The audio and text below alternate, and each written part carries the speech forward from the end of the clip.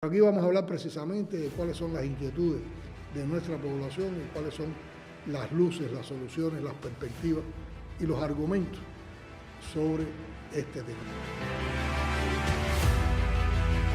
Estamos trabajando con aproximadamente el 50% de la transportación de pasajeros que teníamos hace 5 años. Los vehículos estatales no paran en las paradas. Eso lo hemos enfrentado con reuniones, con sanciones, y yo tengo que reconocer, presidente, que esa es una temática que no hemos logrado resolver. Aquí tienen que involucrarse todos los jefes de los organismos y tenemos que involucrarnos todos. Sensibilidad con la población. Porque los estados de opinión de la población tienen que ser el centro de nuestro trabajo. Cómo nosotros damos respuesta a las inquietudes de la población. Hay que frenar el deterioro que ha sentido el sector del transporte.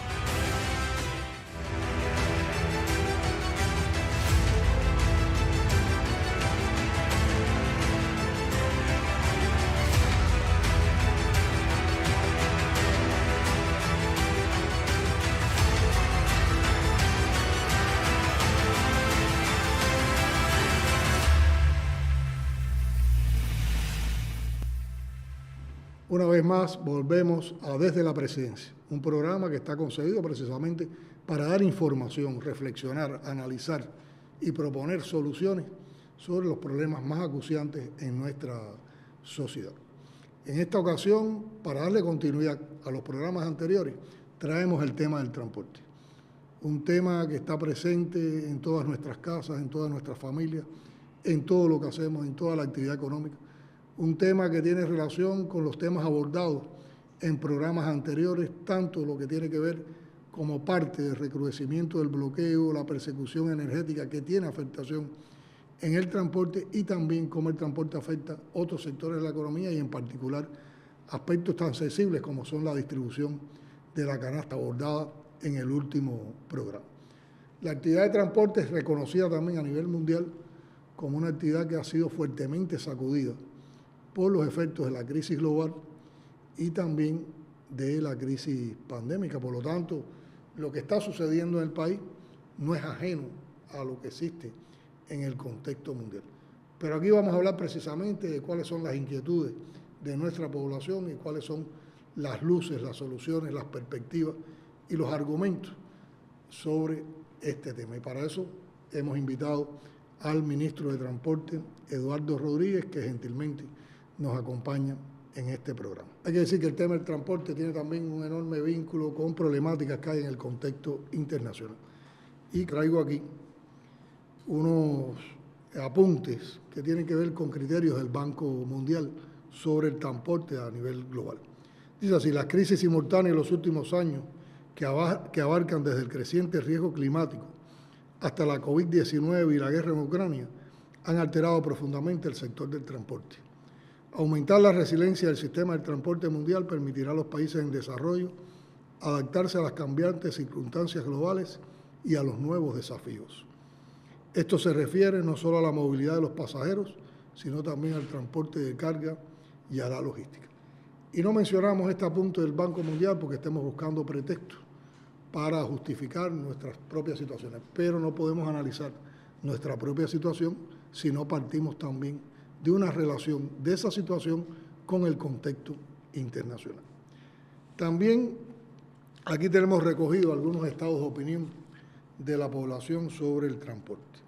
Por ejemplo, con el transporte urbano se cuestiona la difícil situación del mismo. En 121 municipios de 15 provincias se plantea que es difícil coger una guagua y los particulares lo que tienen es un abuso con los precios. Se plantea que no existe total apoyo por choferes de vehículos estatales que transitan vacíos, mientras en las paradas hay una multitud de personas desesperadas.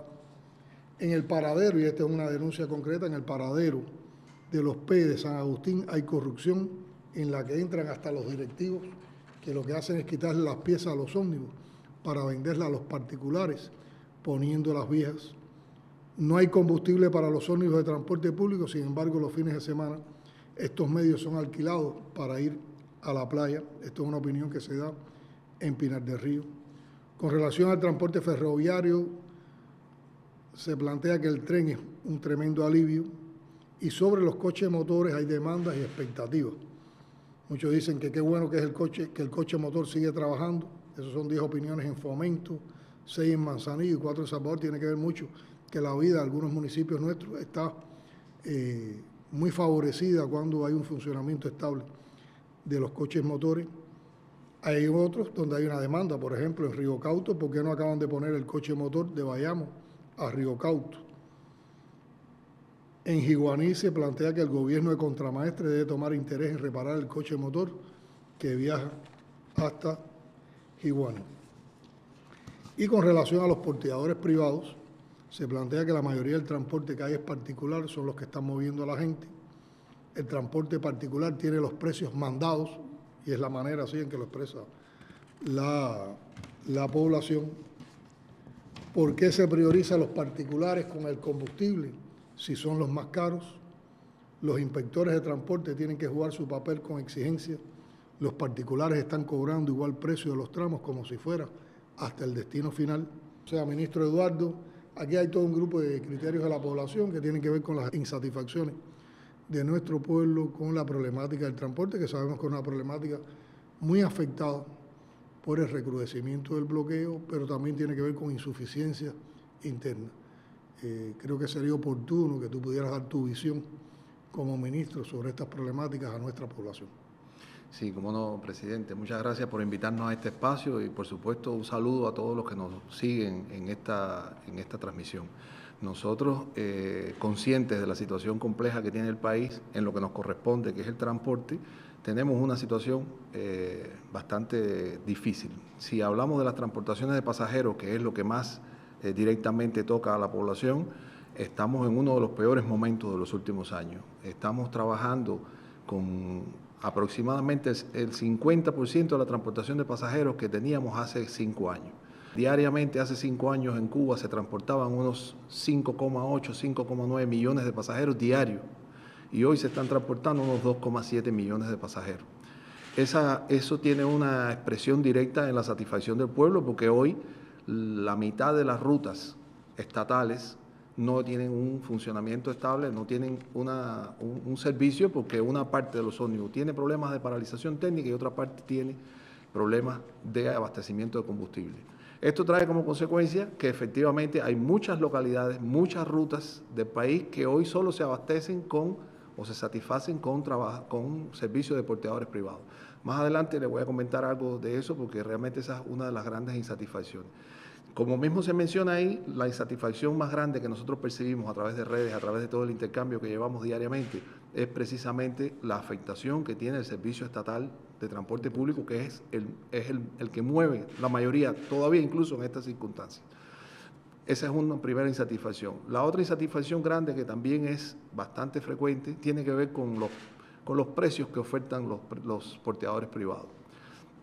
Aquí hay, sin duda, un efecto de la inflación sobre esos precios, y realmente la población, si no tiene la opción del transporte estatal, algo que el no estatal, que antes era una opción para quien tenía más dinero, quien quería ir más rápido, ahora sencillamente no tiene la opción del transporte estatal y tiene que asumir el no estatal. Por eso es que es muy importante que nosotros atendamos con algunas propuestas, y bueno, más adelante si podemos intercambiar sobre lo que estamos pensando y nuestra estrategia que tenemos para poder avanzar, porque realmente tenemos que resolver esos problemas. Otra problemática muy marcada también en la población, y lo mencionan los estados de opinión, es que los vehículos estatales no paran en las paradas. Eso lo hemos enfrentado con reuniones, con sanciones, y yo tengo que reconocer, presidente, que esa es una temática que no hemos logrado resolver. Aquí tienen que involucrarse todos los jefes de los organismos, y tenemos que involucrarnos todos. Sensibilidad con la estamos población. proponiendo hacer un decreto para elevar la jerarquía y que haya un rigor incluso superior al que tenemos hoy, porque eso es una muestra de indolencia, es una muestra de falta de sensibilidad en un momento tan difícil. Sin que sea la solución, porque entendemos que no va a ser esa la solución del transporte público. Lo que en este momento necesitamos ese apoyo, que es muy importante para el pueblo. Hay otros, con la transportación de pasajeros hay muchas quejas con indisciplina, con con falta de respeto, violación de la ruta, violación vamos a decir, agresividad con la población, agresividad a la población con los choferes también, porque nosotros tenemos, ante tanto déficit de servicio, pues se ponen de manifiesto diferentes manifestaciones, ¿no?, de indisciplina, de todo tipo. Entonces, en esa misma secuencia tenemos que ir atendiendo las cosas de transportación de pasajeros. Nosotros hemos ido haciendo algunas acciones, pero después podemos hablar. En el caso de las cargas, presidente, hoy estamos también en una situación difícil. Hoy estamos transportando aproximadamente la mitad de las cargas que se transportaban hace 4 o 5 años antes de la COVID. Eso tiene que ver con el volumen de carga, también porque hay una disminución, hemos recibido menos barcos por la misma situación económica que tenemos, pero también por las afectaciones que tenemos en pero yo creo que para los medios de transporte. Esas limitaciones que tenemos para servir con el transporte público estatal mejor a nuestra población, tiene sus causas en problemáticas que tienen que ver con la situación económica que vive el país y también con insuficiencia interna. Yo creo que podía explicar más cuál es el impacto de la situación económica, de las medidas de recrudecimiento del bloqueo en el transporte de manera concreta, y también que ustedes han apreciado que son debilidades del sistema del transporte que hay que enfrentarlas y encontrarle solución desde las diferentes estructuras. Nosotros, presidente, hemos identificado que tenemos 4 distorsiones grandes en el sistema que tenemos que enfrentar y que tenemos que abordar con propuestas. La primera distorsión grande que nosotros apreciamos es que nosotros no podemos emplear, por la situación económica, no logramos emplear en el sistema de transporte la totalidad de las divisas convertibles que generamos. Algunas personas se preguntan, bueno, ¿y qué genera el transporte? Sí, no, el transporte genera... Es una de las actividades que más ingresos está generando. Exactamente. A veces no explicamos cómo lo generamos porque estamos bajo observación y cada vez que tenemos un resultado positivo, generalmente nos tratan de dañarlo.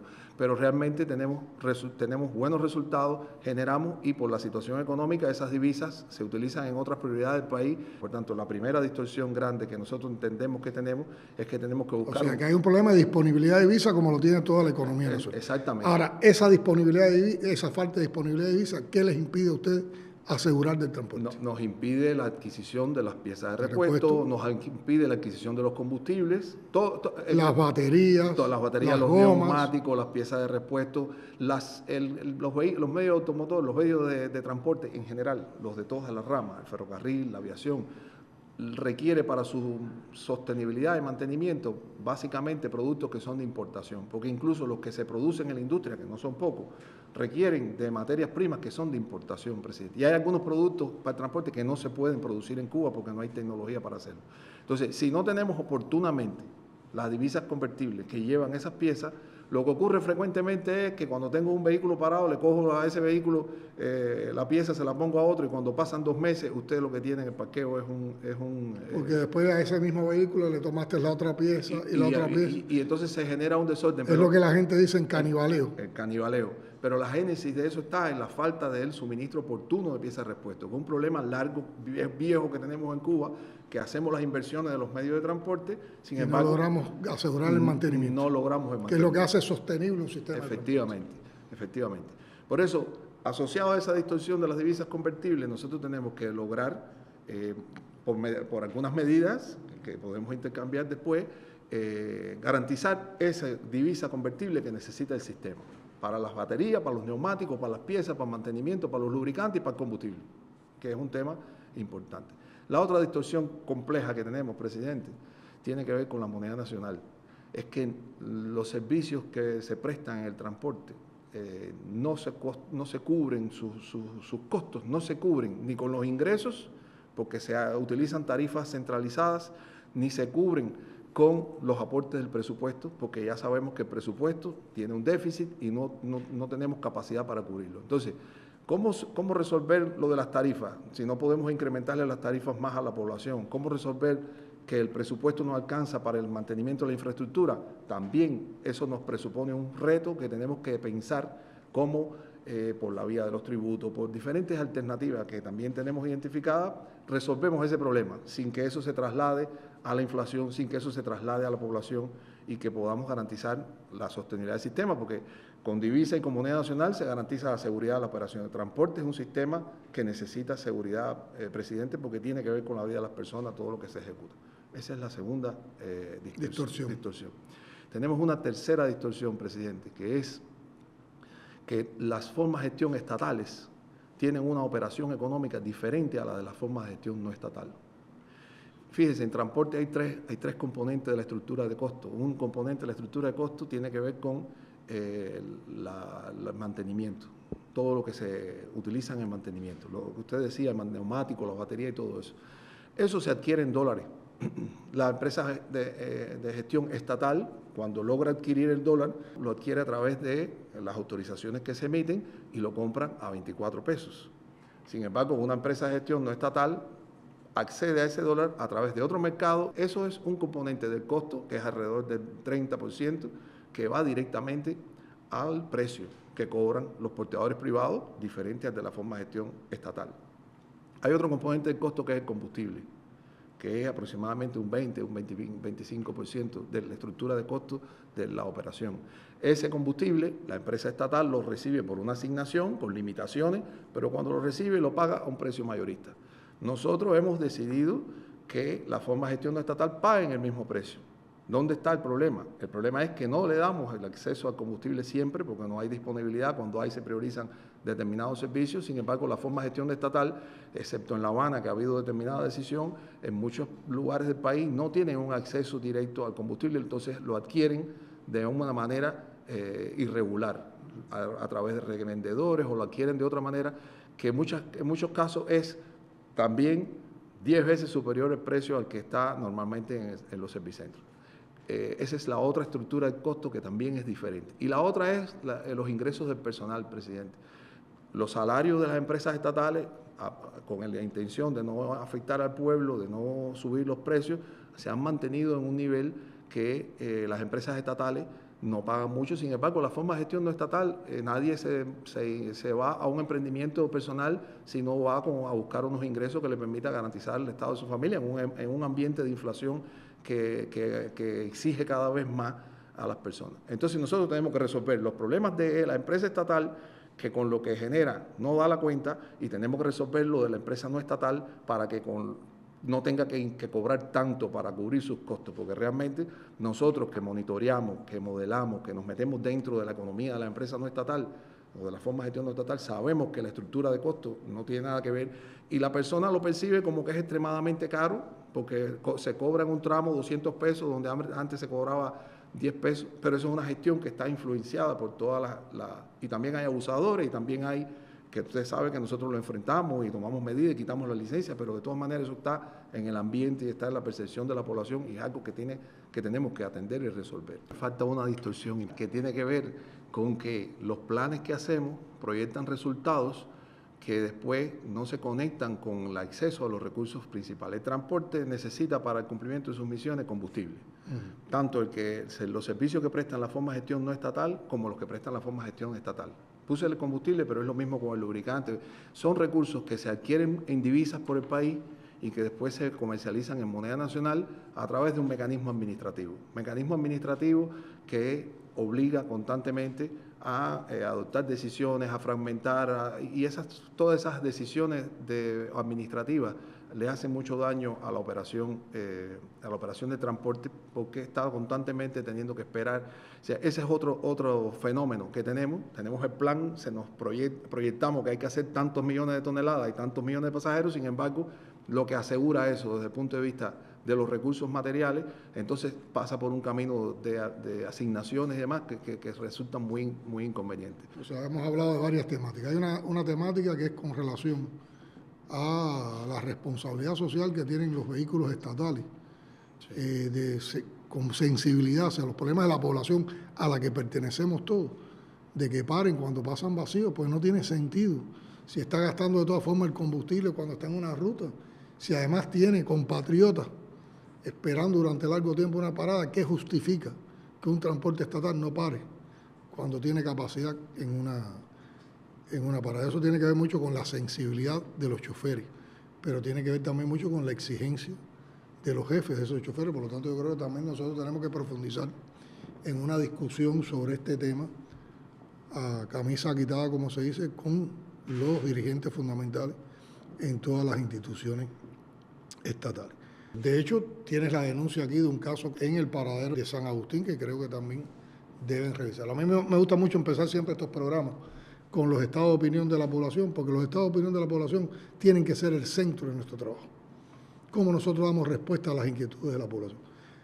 A mí me disgusta mucho cuando le planteamos los estados de opinión de la población o cuando hacemos análisis a partir de los estados de opinión de la población, me dice, no, pero eso no es verdad. El tema no es de verdad o de mentira, sencillamente son estados de opinión y nosotros como servidores públicos tenemos la obligación de atender esos estados de opinión. Y la mejor manera de demostrar si es cierto o no es cierto es atendiendo el problema. Si lo atendemos y es cierto, encontramos solución. Si no es cierto, podemos intercambiar, podemos argumentar. Y está este problema de los porteadores privados. Yo creo que también los porteadores privados tenemos que hacer determinadas distinciones. Hay un porteador privado que es el que está reglamentado, es el que tiene su licencia, es el que trabaja dentro de la legalidad, es el que tiene una relación con las empresas de transporte en cada territorio. Y hay otro que hace la actividad de manera totalmente ilegal. De manera totalmente ilegal. Y eso, yo creo que también esas distinciones tienen que ver mucho a veces con la manera en que se manejan también los precios que en realidad son abusivos en muchas situaciones y que la población se queja bastante de. Y eso no pagan impuestos. Eso no pagan impuestos, están evadiendo impuestos, están cometiendo ley y están haciendo una operación toda la razón. Comercial, también de lucro, sin cumplir responsabilidades sociales. Ahora, en medio de estas circunstancias tan complejas que tú has planteado, en medio de las circunstancias tan complejas de impacto que reconoce nuestra población en el transporte con insatisfacción, ¿qué más podemos hacer o qué estamos haciendo? En estos días hemos debatido mucho el tema del transporte y tú has estado dando explicaciones en el Comité Ejecutivo, en el Consejo de Ministros, ante el Secretariado y ante el Buró Político, de todo un grupo de ideas que tienes, de todo un grupo de acciones que están organizando. Yo creo que sería importante que las pudieras explicar a la población. Usted tiene razón, hemos intercambiado mucho con usted personalmente y cumpliendo sus indicaciones con el primer ministro en identificar por dónde vamos a coger, ¿no? ¿Qué vamos a hacer? Con respecto a esas distorsiones, recientemente, con respecto a la primera, por ejemplo, de la divisa y qué vamos a hacer, no cabe duda de que esa distorsión del no acceso a las divisas se resuelve ingresando más divisas. ¿Cómo se ingresa más? Bueno, proyectando algunos servicios, modificando algunas políticas que faciliten el acceso de las personas, en este caso a los vehículos, al tiempo de que se recauden fondos para el transporte público de una manera más racional, de una manera mejor. Es algo que hemos estado intercambiando y coincidimos todo que es importante. También hemos estado valorando otras medidas, por ejemplo, vinculadas con los peajes, que la misma población nos recomienda, porque no se incorporan algunos otros peajes que permitan recaudar fondos para invertir en el propio transporte, en los viales, en la infraestructura. Si estamos caminando por el camino de adoptar medidas que permitan nutrirnos de las divisas convertibles y de la moneda nacional, que permita atender, sin que eso vaya a la inflación, atender mejor las necesidades del pueblo, recuperar el transporte, brindar más servicios a los precios que nosotros estamos recibiendo hoy.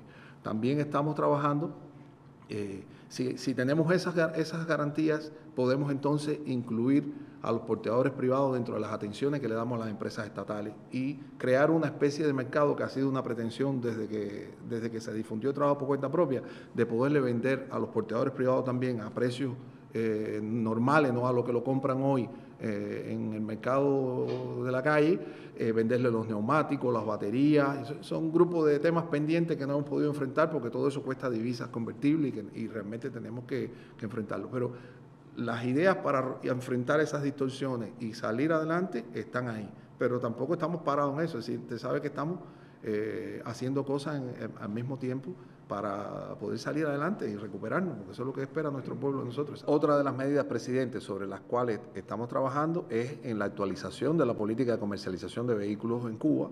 Es algo que ha sido también una petición de la población y que creemos que va a traer un impacto importante, y sobre eso vamos a estar informando próximamente, una vez que quede totalmente aprobado lo que hemos propuesto. Y también estamos trabajando en otros proyectos de adquisición para el ensamblaje en Cuba de ómnibus, y en realidad lo que nos hemos propuesto es avanzar en esos proyectos, pero precisamente cumpliendo con la electrificación y el uso de energía renovable en la electrificación del transporte. Pero yo creo que la voluntad que también existe de cuando mejoremos la situación de disponibilidad de divisas, regresemos a los esquemas, pueden beneficiar la superación de estas distorsiones que tú planteabas. Yo tengo una vivencia personal cuando se anunciaron las medidas, porque a las 2 semanas más o menos de anunciarse las medidas en el mes de enero, a mediados del mes de enero, tú estuviste junto con la viceministra de Finanzas en una mesa redonda para hablar del tema de las tarifas en el transporte. Y yo sentí satisfacción por la manera en que tanto tú como la viceministra de Finanzas explicaron el alcance de las medidas. Sin embargo, de inmediato se montó la intoxicación mediática para atacar lo que ustedes habían dicho. Y aquí vimos una vez más cómo separan elementos de contexto, elementos de contenido, para tratar de desacreditar todo lo que hace la revolución. Yo recuerdo que tú empezaste en tu intervención hablando de que se subían las tarifas en un tanto por ciento, y ahí enseguida empezaron a atacar. Cuba va a subir en un 150, en un 200, en un 300% las tarifas. Y eso tenía un grado de objetividad, pero lo que pasa es que no dijeron todo lo otro que tú explicaste después junto a la viceministra. No explicaron que tú dijiste, suben las tarifas, pero subir tarifas en Cuba no necesariamente significa que van a subir los precios del transporte público. Y se planteó que incluso en el transporte urbano, suburbano, en el transporte local de lanchas y en otros servicios no se subían los precios. Y hay alguna gente se habrán preguntado, bueno, ¿qué sentido tiene subir tarifas y no subir precios? Bueno, es que hay empresas, como tú explicabas, empresas, y por eso yo te decía la relación de esas medidas con las distorsiones que se puedan superar. Bueno, subir tarifas en el transporte público y que esas tarifas no vayan a los precios de la población para no afectar más la población. Cuando el 70% de la población hace uso de ese transporte público más local, más territorial, significa que el presupuesto del Estado va a cubrir la diferencia entre la tarifa y el precio. Y ese presupuesto precisamente, ¿qué va a cubrir con ese déficit? Los ingresos de esa empresa estatal que hoy, porque le tenemos limitada la tarifa, se convierte en una empresa ineficiente, no necesariamente, a veces por sus elementos de eficiencia y de trabajo y de entrega de sus colectivos, sino que por una medida de favorecer a la población, limita ese desempeño empresarial. Por lo tanto, con esta medida que no afecta al pueblo, se van a beneficiar de más de 60.000 trabajadores de las empresas provinciales y municipales de transporte y también de las empresas nacionales que hay en este país. Pero eso no lo dijo la maquinaria de odio y la maquinaria mediática. Incluso recuerdo que tomaron ese argumento para decir que nosotros estábamos aplicando un paquetazo de medidas neoliberales. Cuando una medida neoliberal, para aplicarse, toma en cuenta las problemáticas de la población y toma en cuenta de que entonces subir tarifas no significa una subida de precios. Además de después ustedes explicaron cómo se mantenían los beneficios cuando se subieran las tarifas para los estudiantes, para las personas enfermas, como incluso donde las tarifas sí significaban un incremento de precios, como es en el transporte de ferrocarril, la interprovincial, en el transporte aéreo, había también bonificaciones y existían también protecciones. Por ejemplo, una persona que tenga un tratamiento médico y que tenga que ir por eso de una provincia a otra, el presupuesto del Estado cubre eso. Eso no cabe en la lógica neoliberal y sin embargo fue un ataque que hubo contra las medidas. Pero indudablemente esas medidas van a ayudar también a ordenar toda la situación del transporte. Y hay otros servicios que se mantienen, presidente, porque nadie menciona lo de la hemodiálisis, los transportes escolares. Nosotros tenemos todos los días más de 260 ómnibus que llevan a los niños de las escuelas especiales a la escuela. Todos esos son servicios gratuitos que realmente siempre se olvidan, pero están ahí y se benefician muchas familias de esos servicios. Son servicios muy sensibles realmente. Eduardo, ¿se ha previsto cooperación internacional y proyectos de inversión extranjera en el transporte? Yo creo que eso sería un elemento importante a nuestra población. ¿Y qué perspectiva da esta colaboración o estos negocios de inversión extranjera en el transporte? Nosotros estamos obligados, presidente, a hacer inversiones, ¿no? Cada vez que intercambiamos con la población, lo que nos dicen es lo que hay que poner guagua, tienes que poner guagua, esa es una primera expresión, ¿no? Y otros también que son más conocedores dicen, bueno, pues pongan también el ferrocarril. Nosotros tenemos esa voluntad. Lo que pasa es que todas esas son inversiones costosas, que requieren muchas divisas convertibles, ¿no? Un ómnibus convencional del público está costando unos $100,000 y un ómnibus articulado alrededor de 200,000 y una locomotora 2,5 millones, 3 millones. O sea que estamos hablando que en materia de transporte todo es muy costoso. Por tanto, la cooperación internacional es una oportunidad que teníamos ahí, que la tenemos, que no la hemos aprovechado lo suficientemente bien por falta de experiencia, por no apoyarnos en uno de los pilares que usted ha defendido y que nos ha indicado que hagamos, que tiene que ver con la ciencia y la innovación. Los proyectos no han estado elaborados y nosotros nos hemos determinado a hacer eso de manera urgente y en el marco de la reciente feria que usted nos visitó, lanzamos un proyecto o un programa para el desarrollo resiliente y bajo en carbono del transporte, que es como una especie de plataforma, y al mismo tiempo firmamos un convenio de colaboración con la Fundación IRIS para que nos asesore y nos ayude en la elaboración de los proyectos. O sea, nosotros estamos abocados a avanzar en la modernización del transporte con energía renovable, con condiciones adecuadas para nuestro pueblo, y ese es un camino, correcto, ese es un camino con fondos que nos permitan pagar a largo plazo, con tasas bajas de amortización y que además tengan, y siempre que sean también de fondos no reembolsables, también es bueno. Ese es un camino que ya lo tenemos, echamos a andar, tenemos varios proyectos, lo que la materialización de esos proyectos toma algunos años, no es de inmediato, pero esa es una semillita. Nosotros en la inversión extranjera también se avanza más orientado a las fuentes de generación de divisas. Es decir, la inversión extranjera en nuestro sector es muy útil en aquellos sectores o en aquellos lugares donde se genera divisa para que se amortice la propia inversión. Por ejemplo, el dique flotante que tenemos ahora. El dique flotante se adquirió a través de un crédito y ya el dique flotante es una realidad y está produciendo. Pero también están las inversiones que tenemos que hacer en los aeropuertos, están otros astilleros que no están todavía produciendo. Es decir, en la inversión extranjera siempre no orientada a los servicios públicos, sino que los servicios públicos salgan como parte del beneficio que genera la parte cubana de la inversión extranjera. En las últimas semanas han estado de visita en el país delegaciones de países hermanos que tienen una enorme sensibilidad hacia la situación económica y social que vive Cuba en estos momentos y que están dispuestos a darnos su ayuda con cooperación internacional y con proyectos de beneficio mutuo.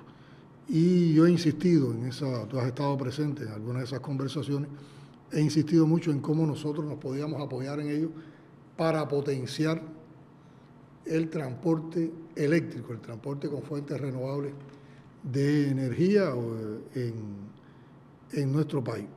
Tiene que ver con este programa que tú planteabas y tiene que ver con un proyecto que también orientamos que se hiciera sobre movilidad eléctrica en el país, que ya es una realidad. Yo también en estos meses en que hemos estado visitando todas las provincias en cada mes y un municipio en cada provincia, he visto las experiencias en la fábrica Minerva de Villa Clara, en la planta Rosselló de la Lisa, y también cuando participé contigo en la Feria Internacional de Transporte, que estuvimos visitando empresas cubanas y la Unión de Industrias Militares, cómo hay un grupo de alternativas ya en Cuba con relación al transporte eléctrico que permiten desarrollar un grupo de actividades sin dependencia de combustible fósiles. Yo creo que eso sería de mucho interés para nuestra población. Cumpliendo esas indicaciones, presidente, uno de los programas es el de los triciclos eléctricos. Los triciclos eléctricos se aparecieron como parte de las donaciones de Naciones Unidas, y en ese inicio, que fueron unos 40 y tantos triciclos, después nosotros con aporte del presupuesto del Estado hemos seguido adquiriendo. Ya hay 183 triciclos eléctricos que se explotan en el país, y tenemos otros 200 que están en ensamblaje, que están aquí y que los vamos a ir distribuyendo por las provincias. Y tenemos 300 más que se firmaron durante la feria y que debemos recibirlos en el resto del año. Esos son triciclos eléctricos, es una alternativa económica, no resuelve el problema completo, pero es una alternativa para la movilidad local en muchas de las ciudades que la población aprecia mucho. También estamos incursionando en los ómnibus eléctricos. Entonces, tenemos los pequeños ómnibus que se empezaron a ensamblar en la UIN, en Santo Espíritu, que hay 3 prototipos. La UIN es la Unión de Industrias Militares, que forma parte del sistema empresarial de las Fuerzas Armadas Revolucionarias, y como aquí en el transporte y en otras actividades, es una institución que trabaja en función de solucionar también problemas de la población. Correcto, la Unión de Industrias Militares. Los cubanos estamos acostumbrados mucho a hablar en siglas, pues no nos entendemos. Sí, es correcto, valga la rectificación. Ese pequeño ómnibus que tiene capacidad de 11 pasajeros, eléctrico también, es un proyecto que ya tenemos contratado 50 equipos más, y nuestro plan es adquirir después, una vez que termine esta serie 0, hacer un programa de todos los años, adquirir 200, 250 de ese tipo de vehículos para también las cabeceras y en algunos municipios que tienen una alta movilidad local.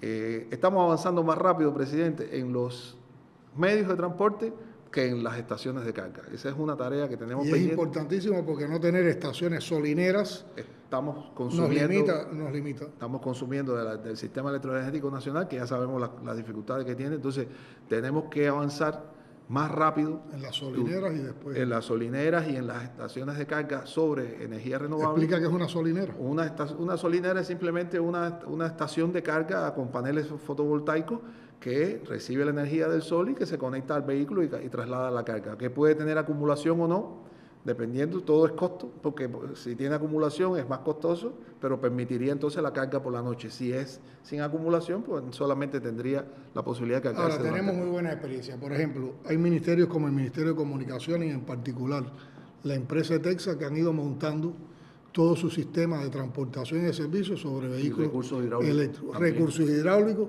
es otro que ha desarrollado esto. Y estas experiencias que vimos en la feria, que hemos visto en Minerva, en la planta Minerva, que hemos visto en la Rosselló, ya hay triciclos eléctricos que tienen diseño para varias funciones. Por ejemplo, hay un triciclo eléctrico que tiene capacidad para transportar 6 personas, pero ya hay otro triciclo eléctrico que tiene capacidad para transportar 11 personas. Hay triciclos eléctricos que ya se han creado con determinados tipos de container que pueden servir para carga, algunos de 2 toneladas y otros 1 tonelada, pero eso a nivel de municipio puede facilitar mucho, por ejemplo, la distribución de la canasta básica, la distribución del plan de la harina de trigo a las panaderías y otros insumos, y va independizando un grupo de actividades administrativas y de logística sin tener que usar otro tipo de combustible. Yo creo que por ahí hay un camino interesante que debemos incrementar y que debemos seguir fortaleciendo. Nosotros hemos estado hablando los últimos días de las gacelas. Las gacelas es producto.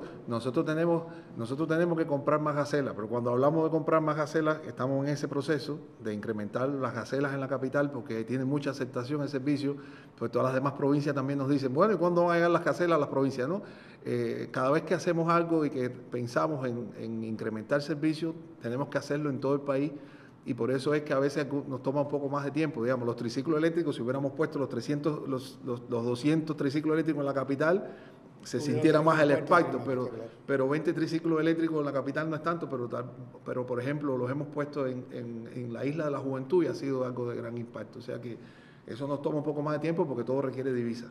Eduardo, para apoyar todos los procesos de gestión de gobierno en todos los organismos, en todas las instituciones estatales, hemos declarado 3 pilares de la gestión de gobierno: la transformación digital de nuestra sociedad, la comunicación y la ciencia y la innovación como búsqueda de solución a los problemas que tenemos. Yo creo que sería importante también explicar cómo esos 3 pilares se manifiestan en el trabajo del ministerio, en el trabajo de las instituciones asociadas a los servicios de transporte en nuestro país. Bueno, voy a comenzar por la ciencia y la innovación. por la ciencia y la innovación, a partir de lo que usted mismo nos ha enseñado, nos ha indicado, nuestro sistema tiene, nuestro ministerio tiene un sistema de gestión basado en la ciencia. Tenemos nuestro consejo técnico asesor, que nos reunimos con regularidad, conciliamos las normas. Precisamente todo este tema de la electrificación ha sido un gran debate, porque no estamos preparados tampoco para reparar en Cuba ni para atender los vehículos eléctricos. Es algo que tenemos que acelerar.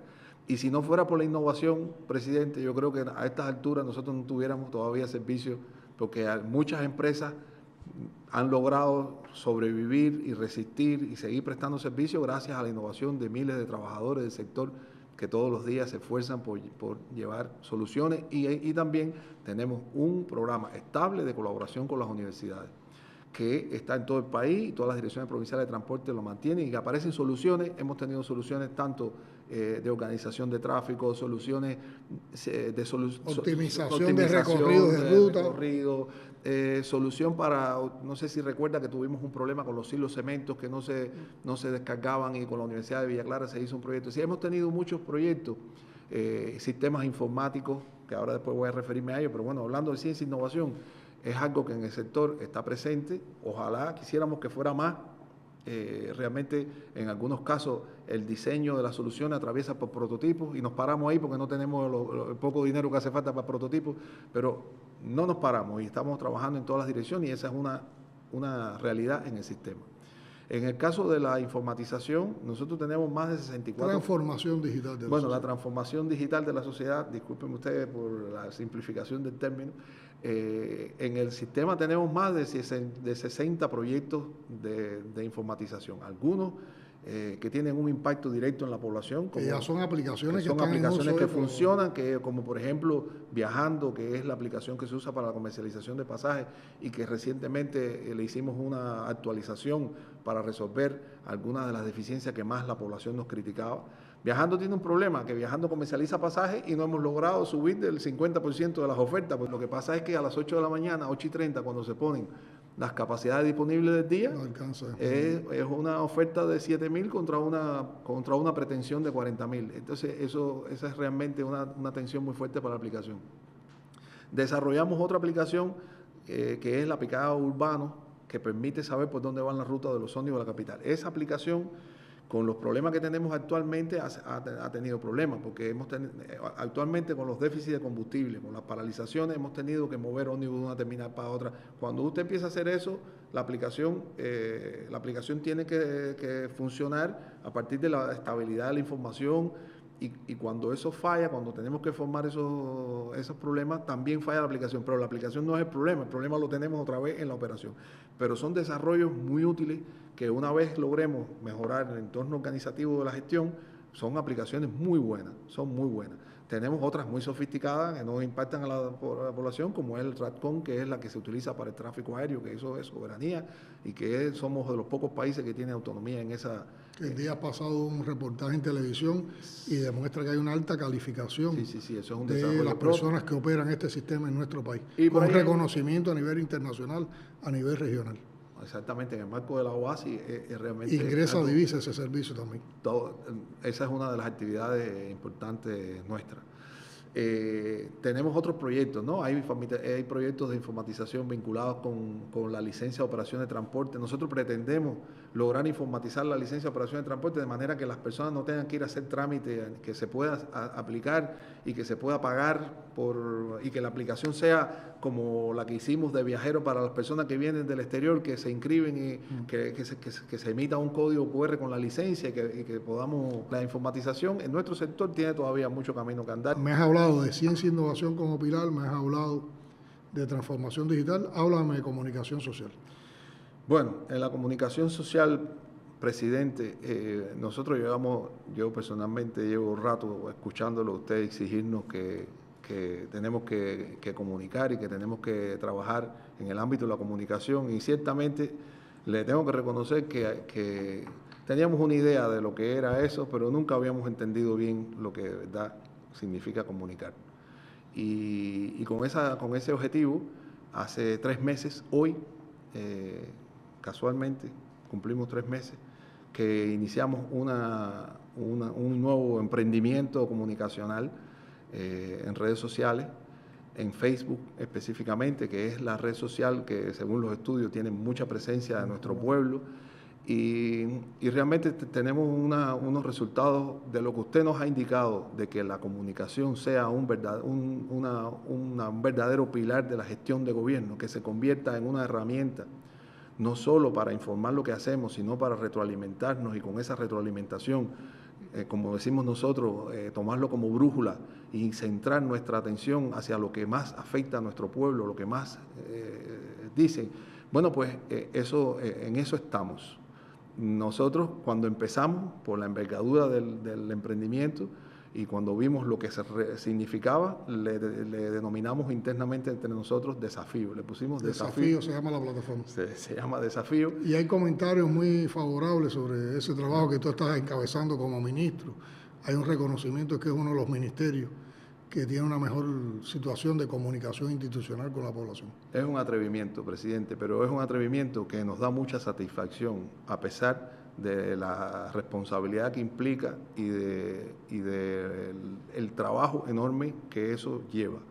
El proyecto Desafío tiene un área de producción en la cual he acudido a profesionales de la comunicación, y tiene un área de monitoreo y gestión de lo que sale de esa comunicación para imbricar a todo el sistema del Ministerio de Transporte, porque no se trata de que yo salga comunicando si detrás de esa comunicación no hay un adecuado seguimiento, si todos los demás no participan de ese proceso, no solo comunicando, porque creo que lo más importante aquí es resolviendo. Pero resolver es comunicar también, porque estás demostrando una voluntad, estás demostrando un respeto al pueblo, estás demostrando una sensibilidad.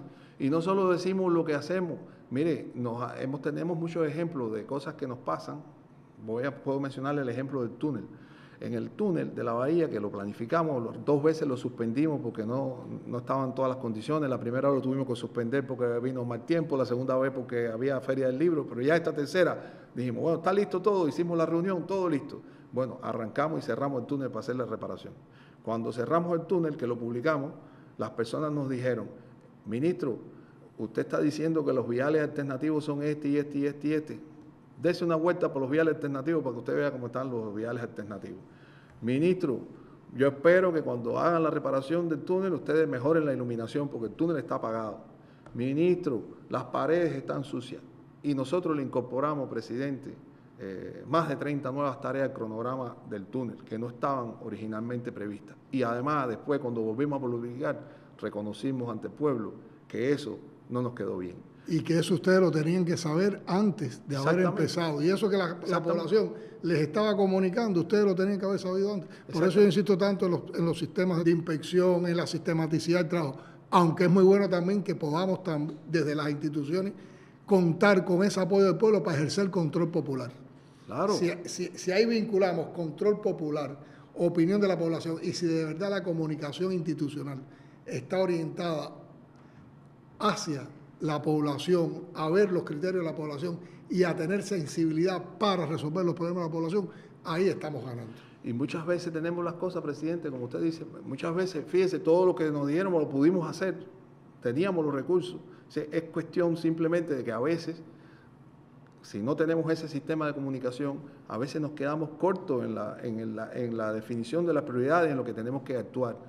Y también, mire, cuando hacemos los recorridos por las provincias, el día antes publico que voy para tal provincia. Yo quisiera, las personas de la provincia, ahí mismo nos informan, mire, les recomiendo que vaya a tal lugar, les recomiendo que vaya a tal lugar, porque las personas van viendo en este mecanismo un canal de comunicación directo con quien tiene la posibilidad, no de con magia, varita mágica, resolver el problema, porque también lo hemos dicho, pero que tiene la posibilidad de profundizar, de preguntar, y así.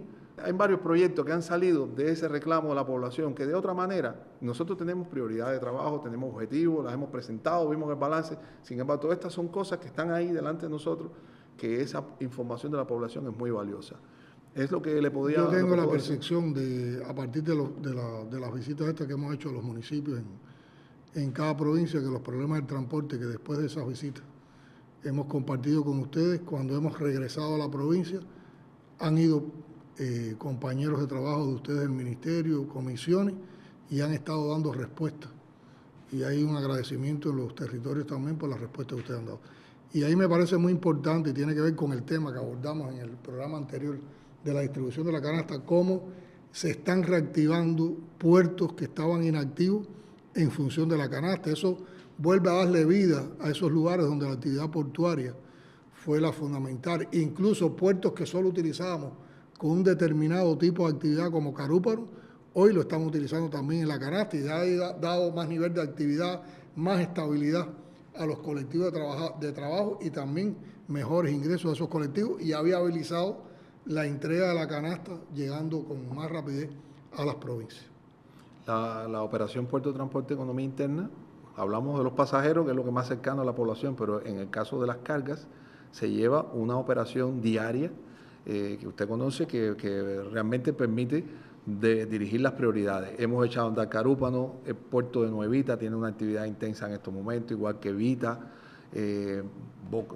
Boquerón, en Guantánamo. Si tenemos toda una red de puertos que está en función de la canasta familiar normada y que, por supuesto, como usted dice, está en una dinámica ahora mismo, en una fuerte dinámica. No solo los puertos, sino también el resto de la cadena, los camiones. Hay una situación que ocurre también con algunas, en algunos ámbitos del transporte, sea urbano, también a veces en los trenes, que son los hechos vandálicos que se producen por la mala actitud, el mal comportamiento, un comportamiento, diría, vulgar, indecente de algunas personas que maltratan los medios de transporte, que asaltan algún tipo de transportación con algún producto, y que eso va en detrimento de nuestra sociedad, nos perjudica a todos, y son conductas realmente que se desvían de las aspiraciones de ideal de comportamiento cívico, de comportamiento ciudadano que tenemos en nuestro país. Son conductas muy negativas, presidente. Cada vez que tenemos un ómnibus que recibe una pedrada, es un ómnibus que sale de la circulación, es un ómnibus menos para... Además que no hay nada que justifique eso. Y realmente hemos tenido momentos, este año tenemos menos hechos que el año pasado en la capital, pero de todas maneras no debiéramos tener ninguno, porque realmente son ómnibus que están trabajando y además que constituye un tremendo peligro para los pasajeros. Pero además cuando pasa una cosa, ese es un ómnibus más que se para, es un chofer que deja de trabajar, es una cantidad de población que se deja de transportar. Y yo creo que en la sociedad tenemos que tener también una condena y un rechazo a ese tipo de conducta. Hemos hecho un llamado a eso, presidente, y estamos reforzando las coordinaciones con las autoridades locales y con la policía para poder reforzar el control y no se nos vuelva eso un hábito. Bueno, Eduardo, hemos abordado varios temas, hemos hablado de insatisfacciones a partir de las opiniones negativas que hay de la población con relación al transporte, hemos hablado también de perspectivas, de ideas, de medidas, de acciones y también de nuevas propuestas que ustedes están trabajando, que tienen determinados grados de madurez y que van a estar presentando en las próximas semanas para su aprobación en el Comité Ejecutivo. Resumen, en sentido general, todos estos temas que hemos hablado. Presidente, más allá del compromiso que lo tenemos, nosotros estamos obligados a revertir la situación de transporte de pasajeros y cargas en el país, en especiales de pasajeros. Ya hemos hablado de los proyectos, primero tenemos clara percepción de que la situación es muy compleja y que la situación de las transportaciones de pasajeros lleva a una atención urgente para tratar de gradualmente en el resto del año mitigar la situación que tenemos hoy. ¿Cómo se va a resolver? Es parte de las medidas que estamos proponiendo. En otro orden de cosas están las medidas volviendo a las medidas que se explicaron de la proyección explicada por el primer ministro, que en aquella ocasión, como bien usted explicó, dijimos que aunque se incrementaban los precios del transporte público, esos precios no se iban a transferir a la población, sino que la población iba a seguir pagando el precio que pagaba hoy y que la diferencia entre los nuevos precios y el precio que paga la población los iba a cubrir el presupuesto del Estado. Esa es una medida que se ha mantenido, que en algún momento habrá que actualizarlo, pero que la dirección de gobierno ha mantenido y no se ha modificado hasta el momento ningún precio de transporte público a la población. Se han incrementado los de los porteadores privados. Ya explicamos que los porteadores privados tienen una influencia de la inflación, y por otra parte hay algunos porteadores privados que no son porteadores privados, que son ilegales, que están presionando y que también aplican precios abusivos, y son de las tareas que nosotros tenemos que seguir enfrentando, con regulación, con control y también con medidas más efectivas que permitan bajar los costos de los porteadores privados, que son también trabajadores, son miembros de toda esta gran familia de transportistas que han dado muchísimas muestras de ser también trabajadores en función del pueblo, y que, bueno, realmente están en una situación complicada. Tenemos que avanzar en las 4 distorsiones con medidas concretas, medidas económicas que tenemos que conciliar y que tenemos que implementar para que nosotros podamos avanzar más rápido, porque eso nos va a permitir disponer de las divisas convertibles, nos va a permitir disponer de la moneda nacional y nos va a permitir también trabajar en un entorno más organizado con las formas de gestión estatales y las formas estatales, y además tener un acceso más, vamos a decir, más eficiente a los recursos que se necesitan para prestar servicio de transporte. O sea, ahí yo le puedo resumir que de manera general seguir avanzando con los proyectos de informatización que agilizan la gestión, seguir avanzando con la ciencia y la innovación, porque muchas veces lo que tenemos no lo utilizamos con toda la eficiencia que debiéramos, y seguir con nuestro proyecto de desafío, que yo, ya para concluir, aprovecho también para invitarlo, cuando usted tenga tiempo, puede visitarnos en una de las transmisiones que hacemos y explicarle ahí con los muchachos de desafío lo que nosotros hacemos. Un placer, está invitado. Yo creo que en el balance se quedó bien claro, a partir de la disposición de ustedes y la comprensión de las problemáticas que tenemos, que hay que frenar el deterioro que ha sentido el sector del transporte, la actividad de transporte, que influye tanto en nuestra vida cotidiana, buscando nuevas formas de hacer, actualizándonos, buscando nuevos proyectos, también cooperaciones, estrategias, sinergias, avanzar desde lo local hasta lo nacional, y tenemos confianza en que podamos irle dando un vuelco a toda esta situación, y que a partir de frenar el deterioro podamos entonces avanzar hacia una etapa superior en la transportación de pasajeros, en la transportación de carga y en toda la actividad del sector. Y yo creo que tiene que estar en la aspiración de todos nosotros, como parte de esa voluntad que tenemos de que haya cada vez más prosperidad para nuestro pueblo, de tener esa recuperación total del transporte. Pero para ser justo, yo no quiero terminar el programa sin destacar algunos elementos que demuestran la afectación que ha tenido este sector por el bloqueo recrudecido.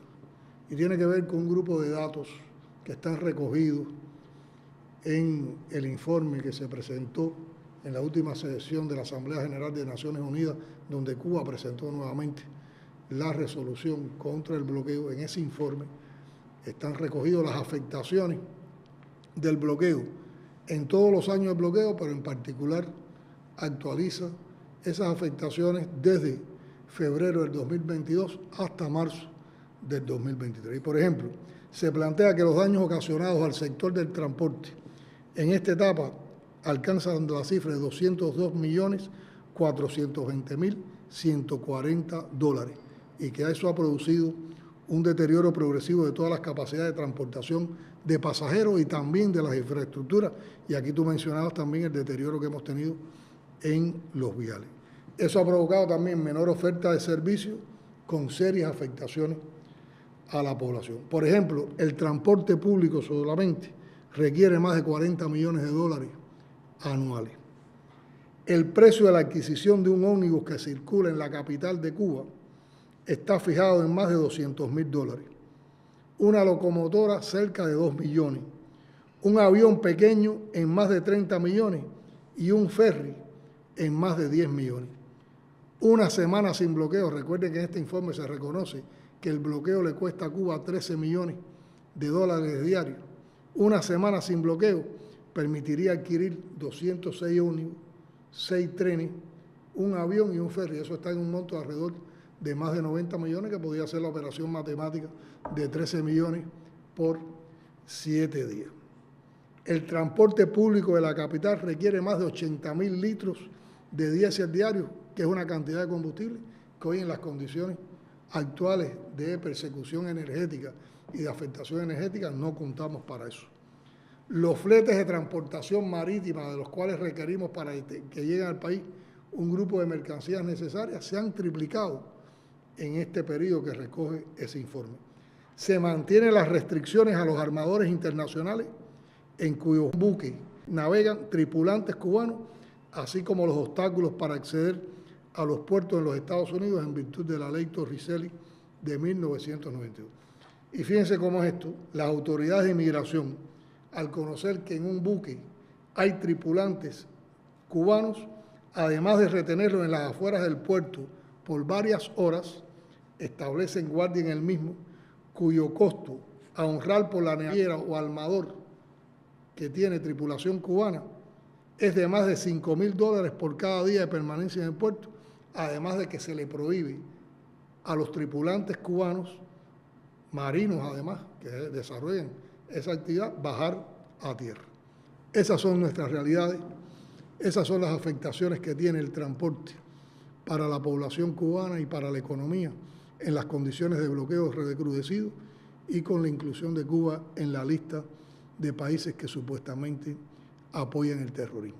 Pero hay también la voluntad en todos los trabajadores del sector de superar esta adversidad, contando siempre con la resistencia creativa que distingue al pueblo cubano. Muchas gracias, Eduardo, por estar con nosotros, por haber dado esta información a nuestra población, y estaremos próximamente en otro programa desde la presidencia para seguir abordando nuestra realidad con toda su crudeza, con todas sus contradicciones, pero también con toda la esperanza de que nosotros mismos, con nuestro talento, con nuestro trabajo, con nuestro esfuerzo, vamos a superar las actuales condiciones económicas y sociales que vive el país.